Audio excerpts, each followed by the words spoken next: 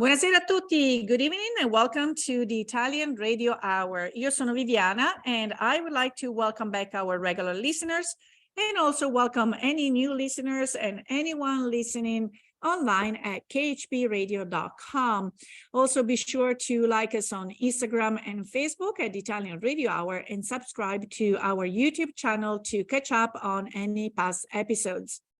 Vorrei dare il benvenuto ai nostri ascoltatori da tutto il mondo, grazie per essere con noi anche oggi, mentre continuiamo il nostro viaggio per l'Italia e la cultura italiana.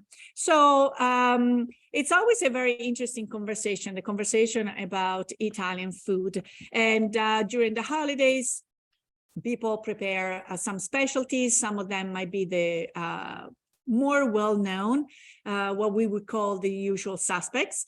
Since I've been here in the US, a lot of people have been telling me about the tradition of the 7 fishes, and which was new to me. So we do eat fish around that time of the holidays, but it's never been a point to make it 7, 9, 11, or wherever it was.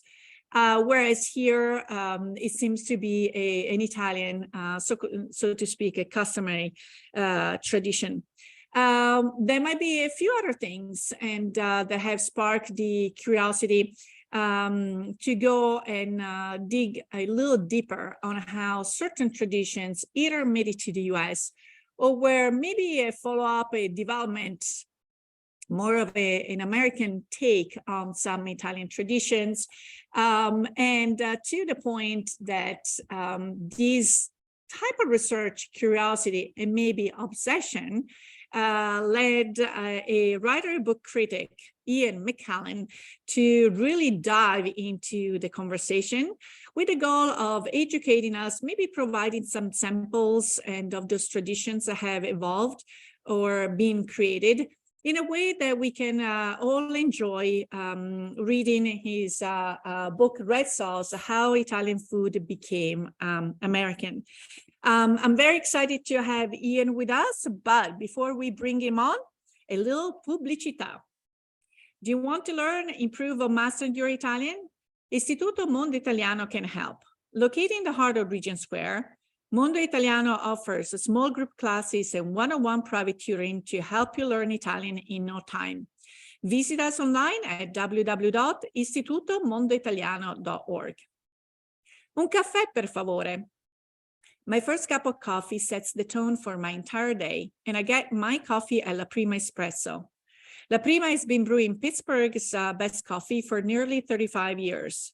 Try any of their in-house roasted varieties of beans from all over the world at home, or come to any of their locations where their friendly baristas and familiar faces will greet you and make you feel at home. Because a trip to La Prima is like a trip to Italy, a little closer to home.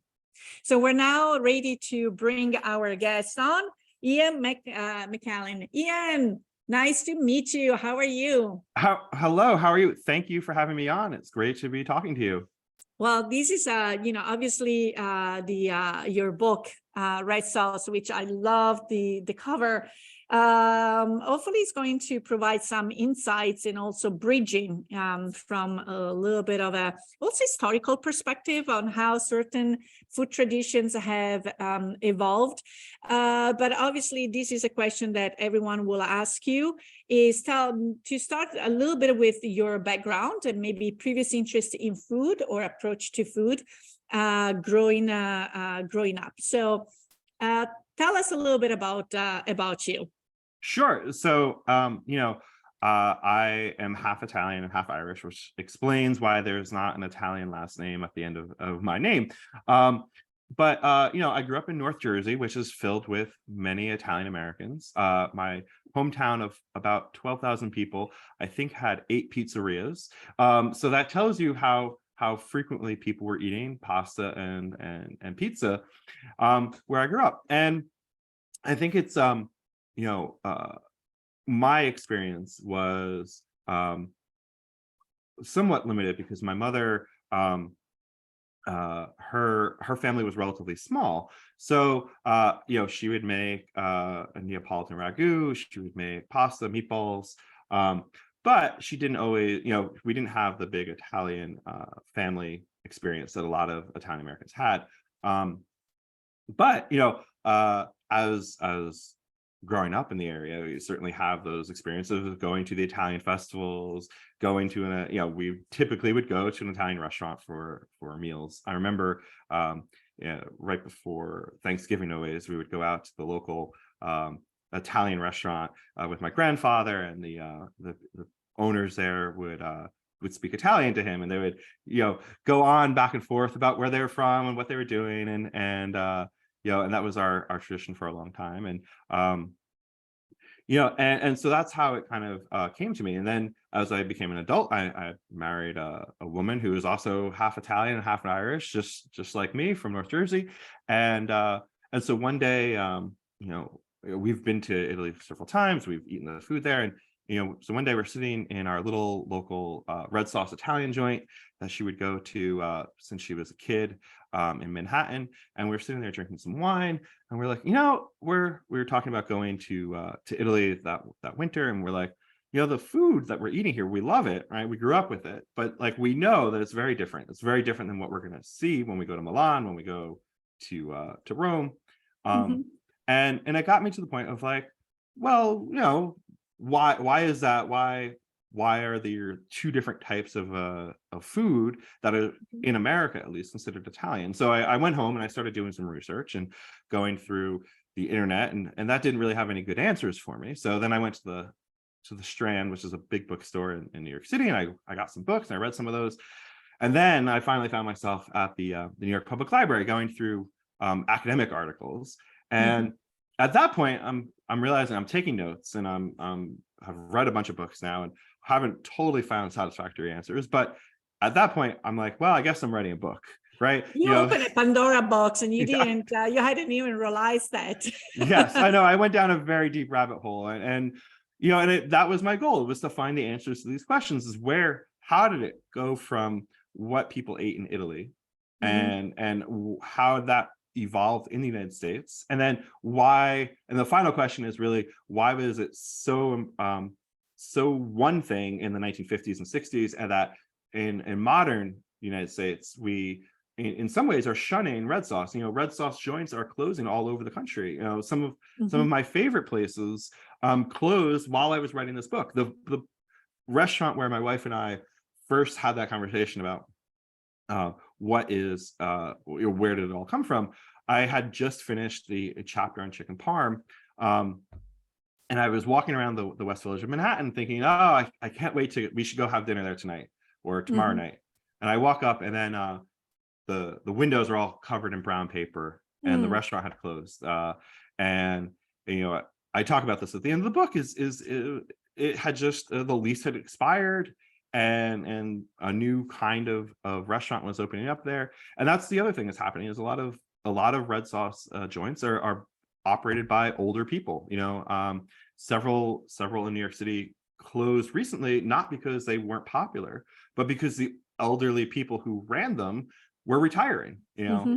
And it's funny, just your terminology, because again, here, this is also where you're going to get, I'm from Rome, so you have been using, and also it's the title of the book, red sauce joints, which to me, if I were, I've been here in the US long enough that I know kind of the image of the restaurant you associated with that, but otherwise I would have translated literally. And I would either expect that the restaurant only serves red sauce, but as I say, just the definition. So for those who might not have grown up with red sauce joints, what is the image and the menu items that people would expect from what you would define a red sauce restaurant? Yeah, so I think it's really fascinating is actually it's partly an aesthetic, right? You go into a place, you're gonna have a red checker tablecloth. You're going to have a Chianti bottle wrapped in straw, right? There's probably, maybe even a wine bottle with a candle in it. And, those kind of imagery elements, which were actually really popularized in the early 20th century, because the immigrants who had arrived in the United States at that point were trying to imagine what it was like to be in a restaurant, and they were pulling cues and indications from not what their actual experience was, because these were poor people who had never actually eaten in a restaurant or in a hotel or had that experience. They were just making it up. And the irony is that aesthetic, that the visuals, the rustic kind of look, was actually so popular that other restaurants at the time in the early 20th century were imitating it and not necessarily serving Italian food. But by the mid-century, the post-war period, that had really become the iconic look. As Italian food sort of became a more mainstream American type of food, that look came along with it. Now, what was on that menu is essentially what I'm trying to address in the book, because there are definitely going to be localized Italian American traditions that I don't talk about, right? But if you were to walk into what would be considered a red sauce joint anywhere in America, you're probably going to find on the menu the recipes and the dishes that I've talked about, because that became sort of a national identity for 50, 60, 75 years. And so if you were opening an Italian restaurant, you kind of needed to have that. And even today, you'll find a modern Italian restaurant might also have some of these recipes on there, because Americans expect spaghetti and meatballs to be on a dish. So typically, what I would describe as the most common menu items would be obviously spaghetti and meatballs. You would get chicken or veal parmesan. I think penne alla vodka is pretty standard now anywhere you go. You have some of the like a puttanesca, which is a more modern version, eggplant parm, lasagna. Those are the things you can walk into any quote red sauce joint, and you'll find a version of it, and it's probably going to be pretty good. It's going to be inspired essentially by southern Italian, Sicilian, Neapolitan, tomato-based ragu. And Americans will make that a little bit sweeter typically than you might have found in Sicily or Naples at the time. But it is drawing on some experience there. So maybe, when we talk about the first arrival of the Italians in the US, we have to make a distinction, because what people might associate as the Italian immigration is what usually happened after the unification of Italy, where between the conditions and not recognizing themselves in this unified peninsula, that's where we started to see a lot of, people coming, especially as you mentioned, some of the regions from the South. Whereas the very, very first, I was talking to the former general consul of Philadelphia about who were the first Italians that had come to the US, were indeed the philosophers, the thinkers, the ones that people wanted to look up to get new ideas. So, and it's funny how maybe the remnants of that. It was not a wave, obviously. We're talking about merchants. We're talking about people that were moving. It's more seen in the buildings and what is being preserved, whereas the more massive immigration, we see a lot of it in the cuisine. So my understanding from what you just said is, again, when these restaurants started to open, they kind of came up with a look and feel, and some many items that then they were replicated a little bit. Maybe when we go to a Chinese restaurant, completely different from what it would be maybe Chinese food it is, but we expect like the little things, even the decor kind of.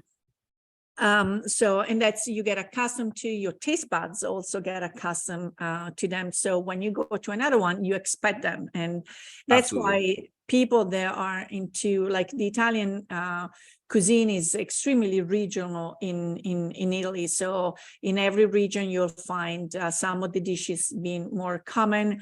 And then you might say cucina sarda, cucina abruzzese, and so forth. So to talk about Italian food it's a challenge. It's regional. So what's really fascinating in the United States is, so as you said, this way, the main wave of immigration that began in the 1880s happened after unification, but these people were still thinking of themselves as individual kingdoms and individual local communities. And then they settled in communities that were the town that they left Like from. Mhm. Yeah, their neighbors in America were the neighbors they had in Italy.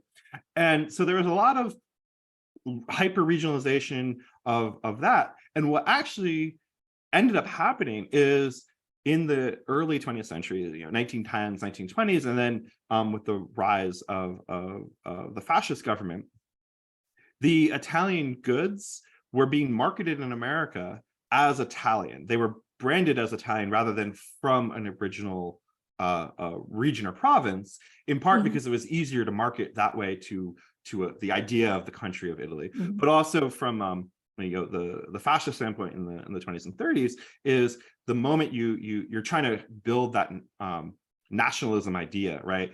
And so they were trying to do that through the exports they had. They're trying to take get the Italian Americans and descendants of immigrants to spend money on products that would generate income in Italy. And so it was a lot of branding and marketing that was, oh, this is Italian, this is what Italian food is, even though someone might actually say they were from Lazio or Campania and I think that was like a really interesting element of how food really came to define for Italian Americans the idea of Italy. Right.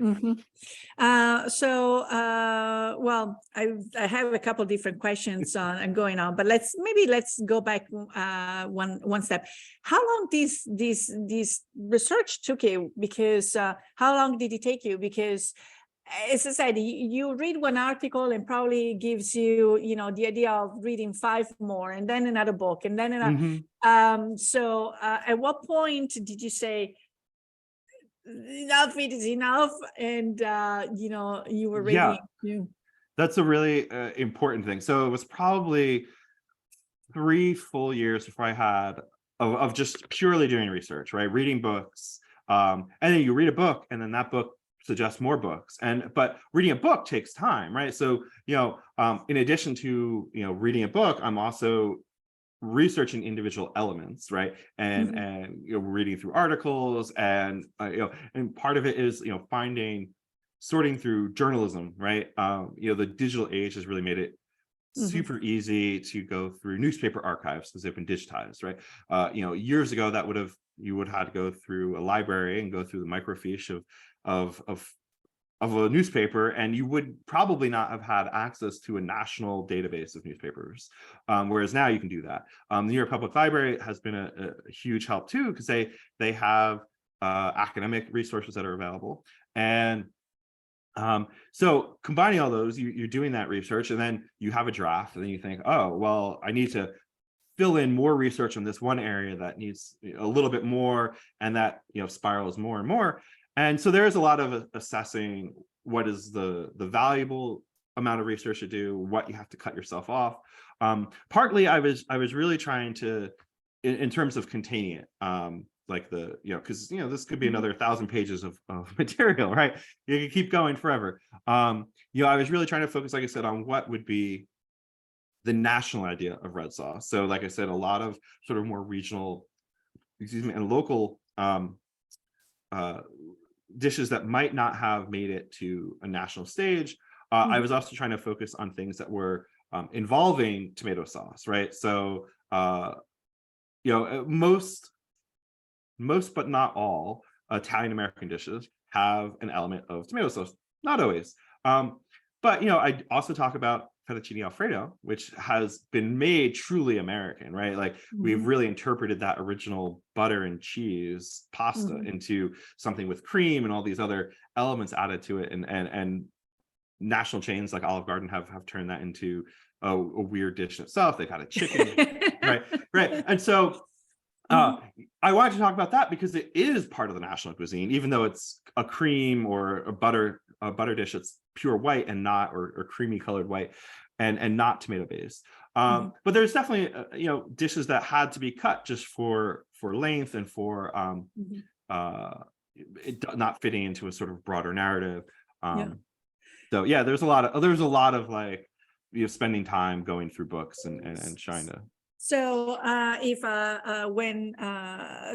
when picking up the book, obviously it's divided into chapters and everything. But what is the reader that doesn't know yet the content of the chapter? What kind of structure? How does the book play out? Which eventually, you divide into chapters. But what's the development? Whether it's a chronological development of the research, or maybe would you mind sharing that? Absolutely. So the primary structure, the way I see it, is I'm telling the story of the arrival of Italian immigrants chronologically and the evolution of red sauce dishes, which it's not like 1910 comes along and all of a sudden we have this entire menu, right? It's a menu that evolves over time. And then interspersed throughout that is background information, right? So like macaroni and pasta. This is not something that just manifested itself in Italy. It's something that evolved over time from ancient Rome through the medieval period, through the Renaissance. The tomato is another thing that we so associate with Italy, but was originally from South America. Yes, exactly. It was actually used as an ornamental plant when it was first imported, because we didn't know what to do. It was this sour thing, and it's funny, and as you said, I also mentioned in the book. There is evidence in some of the let's call caves, so places where the Etruscans have inhabited, where the archaeologists have recognized what they think it might have been pasta tools. Definitely not your KitchenAid, not what we call nonna papera, the hand crank machine. So where there is grain, even because it was once that is dried. A lot of students, when we hold our pasta classes, they always ask us, how long does the pasta have to dry? Well, the drying the pasta is to extend their shelf life, but otherwise, so for any type of population, it was also nomads. That was also food that is easy to carry. Well, what I think is really interesting is in the language, the translation in Italian Americans, we often, like my grandfather would say macaroni for everything. He would say macaroni to mean pasta, fresh pasta, or dried pasta. And really, macaroni is meant to be a dried pasta with that is not a fresh pasta. And that there are very different things that you do with each of these things. A macaroni, you can do all sorts of different shapes with it in a different kind of way. The fresh pasta, for stuffing, stuffed pastas all should be fresh pasta. You shouldn't, be drying that out, right? But in the language itself, in English, as in the translation, is local communities of Italian Americans will use different words in English than would be used in Italian. And I think actually sauce itself is actually a really great example of that, because a lot of people in America would call it gravy. And it's actually a lot of pushback often that people would say, we never called it sauce, we called it gravy. And it's all about the translation. So you have ragu, and you have salsa, and the different variations in Italian. When they come to America, the little enclave of Italian immigrants would end up saying one or the other. And so some areas said gravy, some places said sauce. And then within that, sometimes people would talk about gravy to mean what you made on Sunday with meat, right? So you had your family over, you made your meat, and then the sauce is what you served Monday through Thursday or Monday through Friday when it was just your immediate family, that you didn't have your cousins and your aunts and uncles all over for dinner. And and that actually, and so some places would call that Sunday sauce rather than gravy. And it just depends on who you grew up with and what people would say locally. It's so going back to, because obviously over the years I've heard the expression gravy. I have seen tons of Facebook and Instagram quarrels about one or the other. Maybe it was also an adaptation of wanting to learn English, and the sauce on the side was gravy. So the effort to also acquire the language. But going back to the structure of the book, I was so good at interrupting you like a typical Italian. Yeah, so structurally we move through time that way, and we and the sort of the final element is not just the invention of these dishes, but the sort of the end of the red sauce era, where American tastes as a nation have moved away from really heavy like you get a piece of lasagna in the United States, it's filled with cheese and filled with sauce, and people want something lighter, and that started in the 1980s, late 1970s. And there are a couple reasons for that. There's, more people had started going to Italy and saying, oh my God, this Italian food in Italy is great, but it's not the Italian food we have in America. Where can I get that modern Italian? And there you've had things like food TV, right? You have all sorts of chefs on TV telling us what is authentically Italian, what is Northern Italian, what is Italian American, and so people are now getting a broader interest in finding things that are not what they necessarily grew up with. And so sort of the book kind of concludes with like how we got to that point, and looking forward to what I have a positive outlook. I think red sauce, while a lot of the red sauce restaurants of my father's or my mother's generation and my grandfather's generation have started closing, we're getting a new generation of red sauce that is continuing to evolve the cuisine, that is staying true to these things, but reinterpreting them in slightly more modern ways, and I think that's a great way for cuisine to evolve. I think if you're not doing that, it just becomes this thing that was, and people forget about it. Yeah. Well, a couple of different points. Hopefully, when I talk about one, I won't forget the second one. As you said, everything evolves, and also here that I'm surrounded by other professionals from different regions of Italy. Even within us, we might have knowledge of again, what I call the classics, the usual suspects, but I'm sure no one is going to make a pesto sauce as well as someone from Genova and telling us the difference about the different basils and so forth. So even among Italians in Italy, the level of authenticity, I mean, obviously there are certain recipes that have been deposited, they've been there for centuries.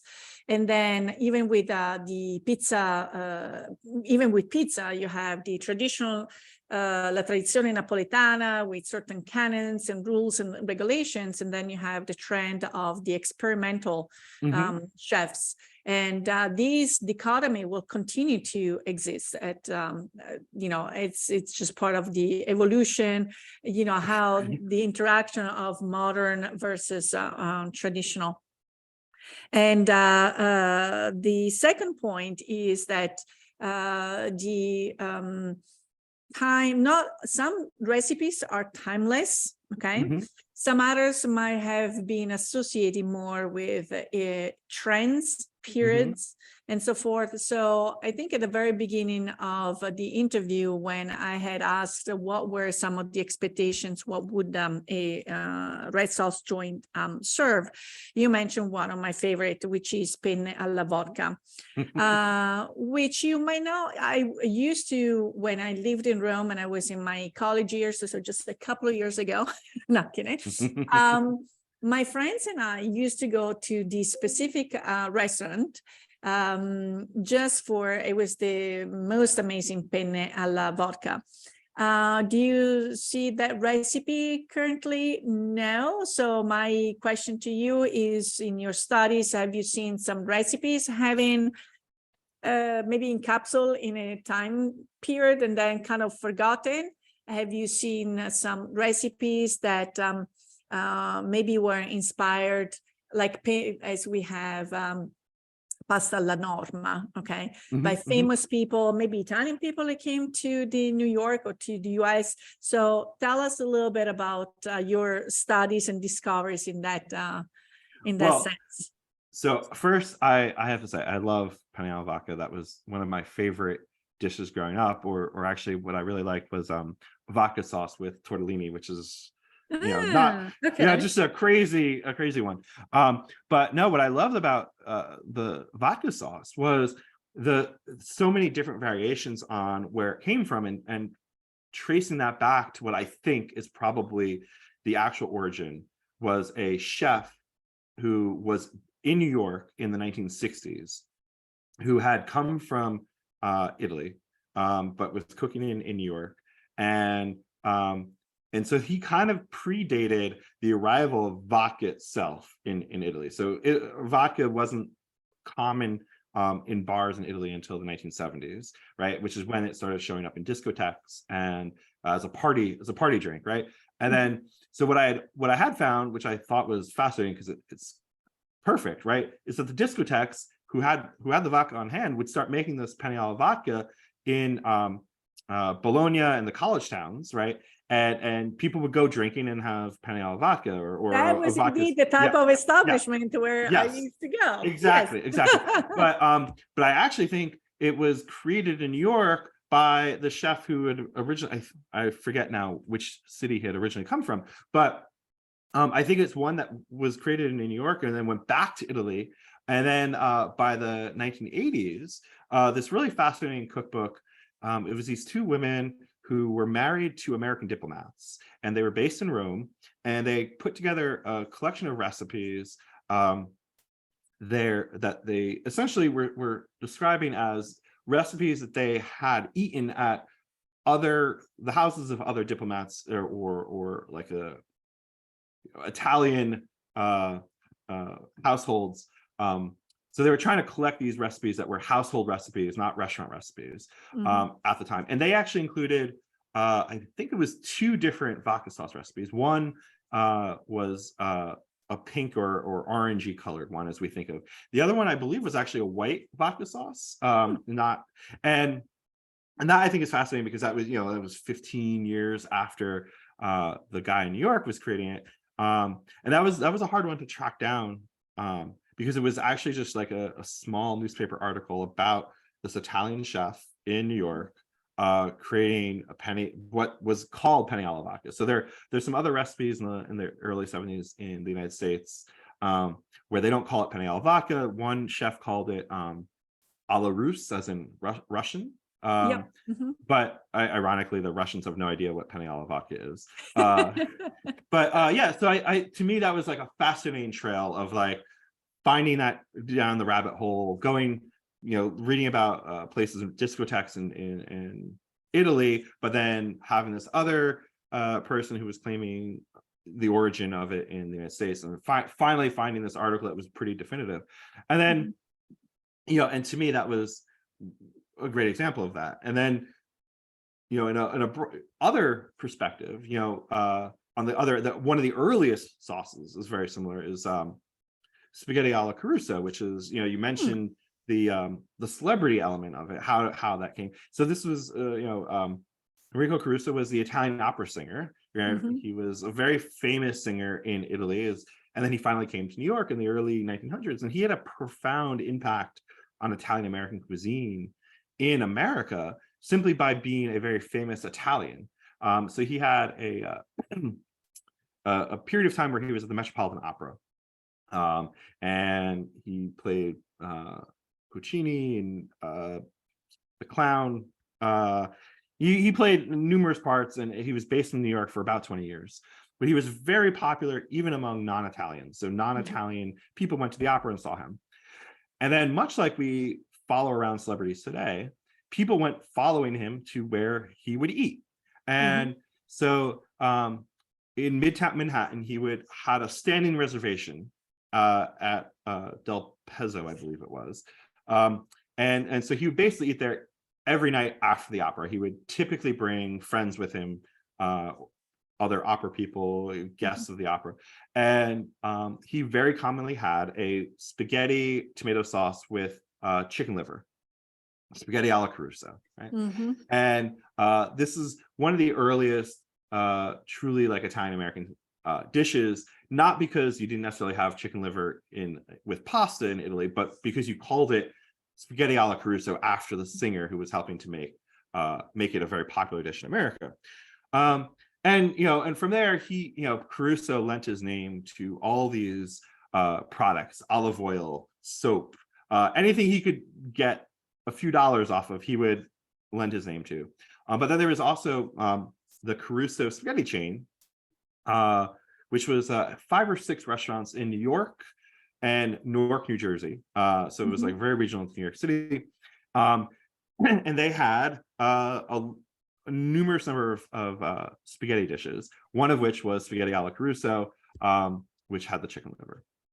But he's an interesting character because he has such an outsized presence. He actually encouraged Mama Leone, the founder of Leone's famous Times Square restaurant in New York City, to open her first restaurant in New York City, which was in her living room. I think it had 6 or 8 tables. And so he would go to her house because they were friends and they would eat dinner. And he was like, you should definitely open this restaurant. I would love to come eat at your restaurant. And she did. And then, as things transpired, her husband died, her sons continued the restaurant going. But he helped usher in that era of the red sauce, the Mama Leone style restaurant. And so between the spaghetti named after him, all the different Italian products that bared his name, and even something as simple as the creation of Leone's restaurant, he had a huge impact on creating the idea of Italian American cuisine in the 1910s, 1920s. So huge part of that was celebrity. So I was wondering, has your research analyzed mainly the East Coast? Did you find any recipes or different trends on the West Coast? Or again, you want it because this is such a broad spectrum, or did you trying to limit geographically? So what I was essentially really focused on was the Great Migration from the 1880s until about World War II. So it is worth mentioning, as you said, there were some Italians who arrived before the 1880s in the United States, a couple little enclaves in Baltimore and Washington, D.C., really fine artisans who had worked on a lot of the Capitol buildings in Washington, D.C., and a lot of the marble structures in Baltimore. Before that, so before even the United States was a country, you had some Italians that came with the Spanish. And so that group of people went to California, where the Spanish kind of controlled California, and that some of the earliest olive trees in the United States were planted by these people. They also had vineyards. So they were basically setting themselves up to serve the Italian migrants that came, 100 years later, 200 years later. And then in New Orleans also had a small population of Italians that arrived earlier than the Great Wave of Migration, and those were people who were merchants. There's a big trade of grain and wheat from the Midwest of America down the Mississippi River down to New Orleans, and then Italian merchants would trade oranges and other Italian products in New Orleans. And so the two kind of foods that evolved out of these sort of localized groups were California has cioppino, which is a seafood soup, which is very inspired by Southern Italian cuisine, but very much a California tradition. And New Orleans has the muffaletta, which is an Italian hero. Yeah, it's an Italian hero, right, as they would call in the United States. But specifically, they have olive tapenade, and so it's a little bit specific and different. It's on a bread that they say is inspired by a Sicilian loaf, and it's round. And so those two things were the cioppino and the muffaletta. We can get them anywhere in the United States now, but we're very localized up until the 2000s, when you started having people on TV talking about the muffaletta sandwich in New Orleans and cioppino in California, and that's when it sort of became better recognized outside of those areas. So the book itself, though, as I was saying, is the national idea of red sauce, which when the Italian immigrants came beginning in the 1880s, a lot of them funneled through New York. Not all of them, a lot of them funneled through New York. And then they moved far west as Chicago and St. Louis. And, so big Boston, Baltimore, Pittsburgh, Cleveland.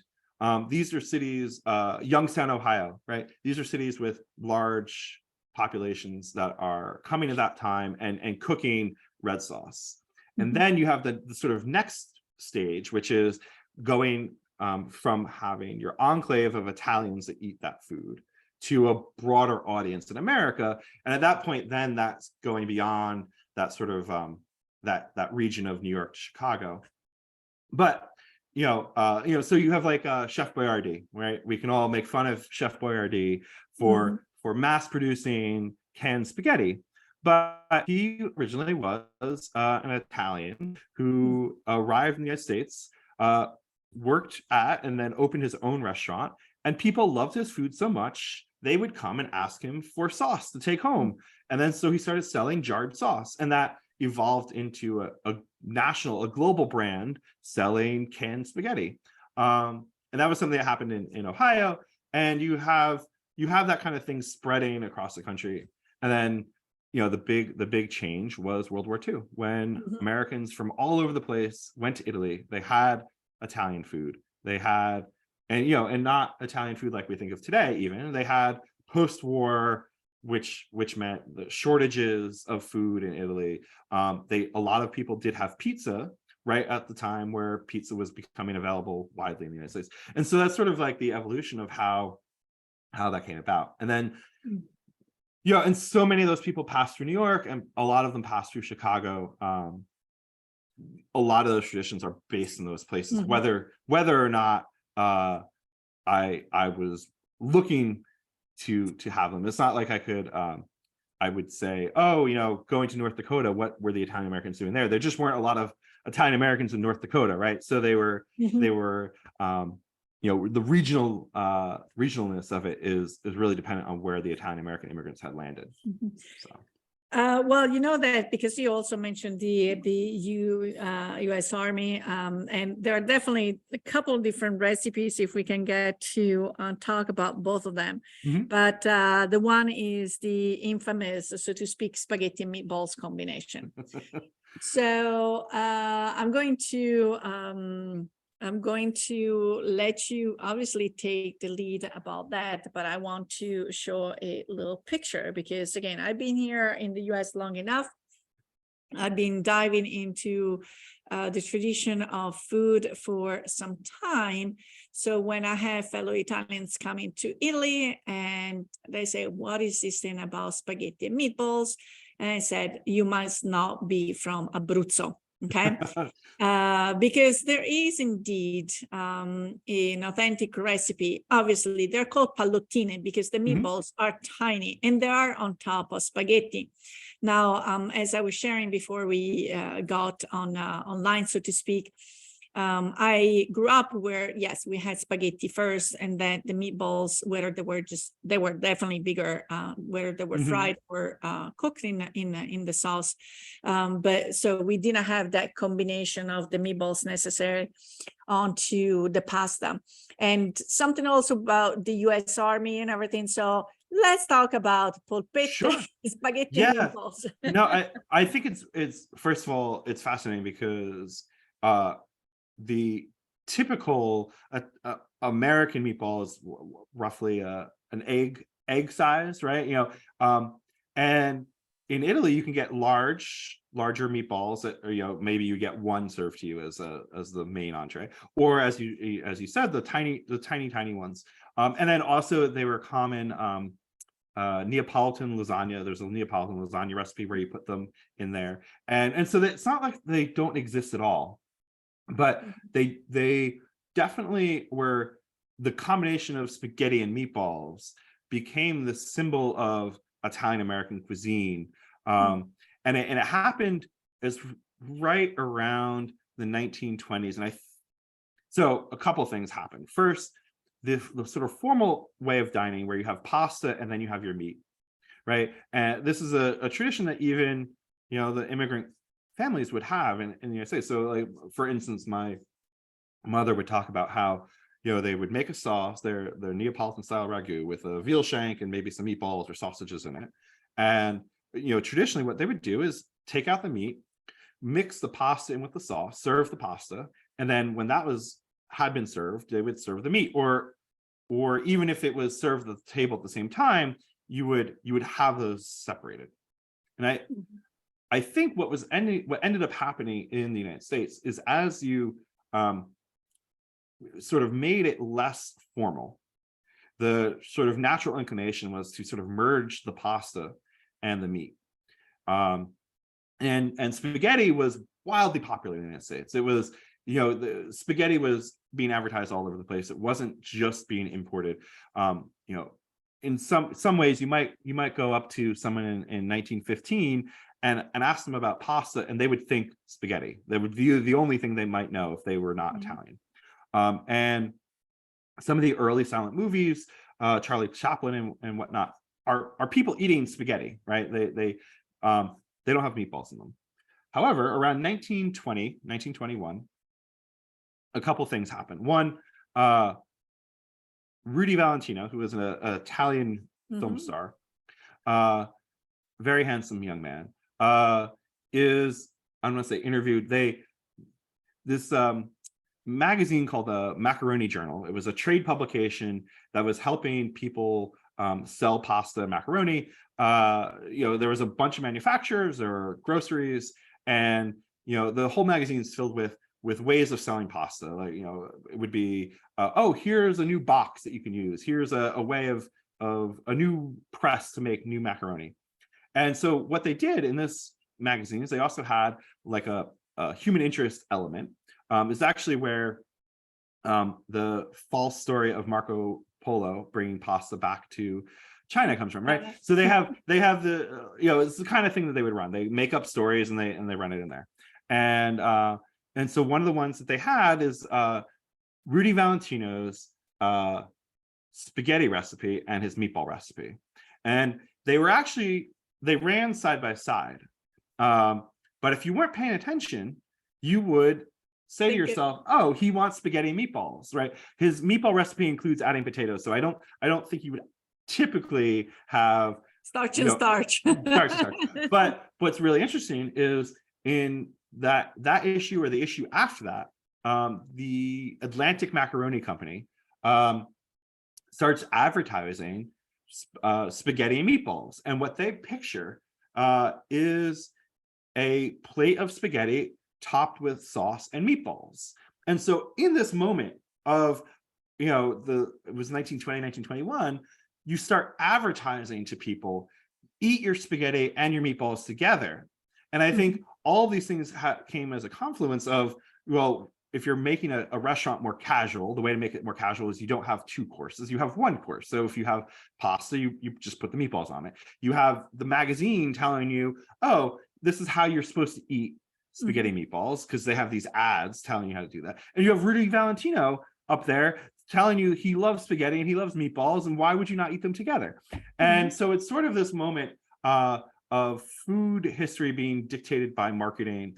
And then what's really fascinating is by Lady and Tramp, which is the animated Disney film that I think it's 54. Lily, So Tramp and Lady are eating their spaghetti.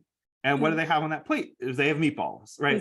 So you look at Charlie Chaplin and he has no meatballs. He's just eating spaghetti. And then obviously slapstick occurs.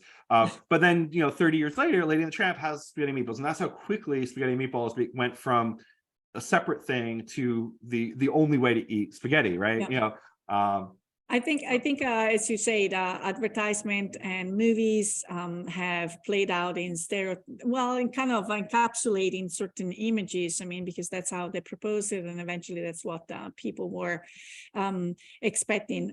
We only have a couple of minutes left, and I just wanted to also touch upon another, usual suspects that not everyone might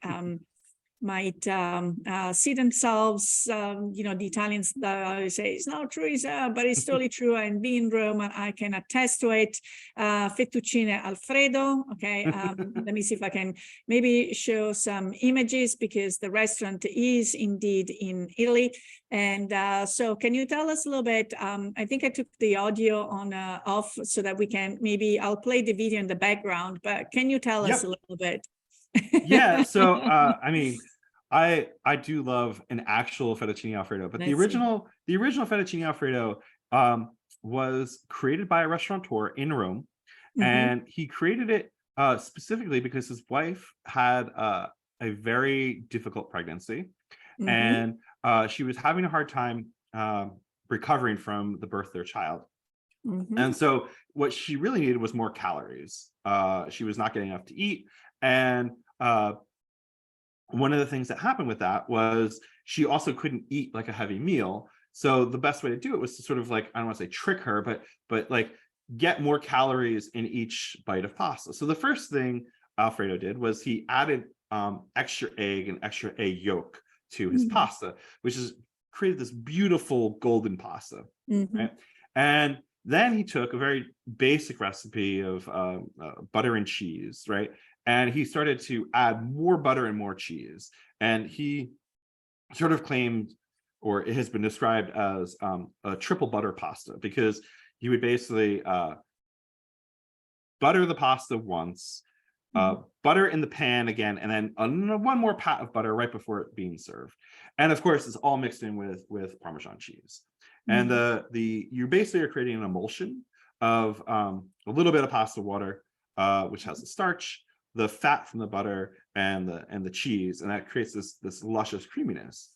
Mhm. Now, so his wife recovers, convinces him to put it on his menu in Rome. He actually didn't think it was that famous, but or it wasn't going to be that famous. But his wife convinces him to put him on the menu. And so Alfredo was something of he was called the maestro. And the reason he was called the maestro was because when he was serving fettuccine Alfredo, he would serve it tableside or mix it up to tableside.